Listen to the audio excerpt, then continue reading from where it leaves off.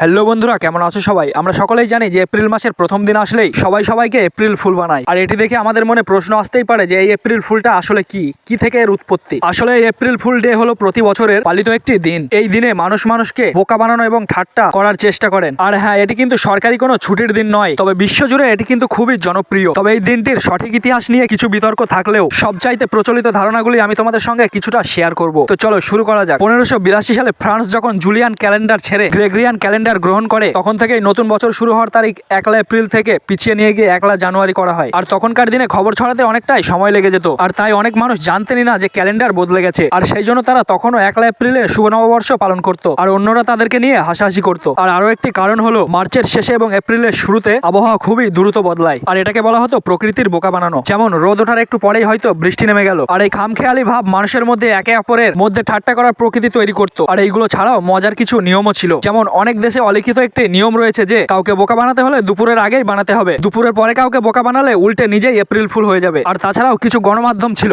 যারা এই দিনে বিভিন্ন কিছু ভুয়া খবর এবং অদ্ভুত পণ্যের বিজ্ঞাপন দিয়ে থাকেন, আর সেগুলোকে পরে তারা মজা হিসেবে স্বীকার করে নেয়। তবে যাই হোক, এপ্রিল ফুল অবশ্যই মজার জন্যই করা উচিত, তবে এদিকেও খেয়াল রাখতে হবে আপনার ঠাট্টায় যেন কেউ কষ্ট না পায়। আর হ্যাঁ, আজকেও কিন্তু 1 এপ্রিল ছিল। আপনাকেও কি কেউ বোকা বানিয়েছে? বানালে কমেন্টে অবশ্যই জানাবেন। আর হ্যাঁ, ভিডিওটি শেয়ার করে তোমার সেই বন্ধুদের কাছে পৌঁছে দাও যারা মনে করে যে এই এপ্রিল ফুল দিনটির উৎপত্তি আসলে কোথা থেকে হয়েছে। আর আজকের ভিডিও এখানেই শেষ করে দিচ্ছি। বাই।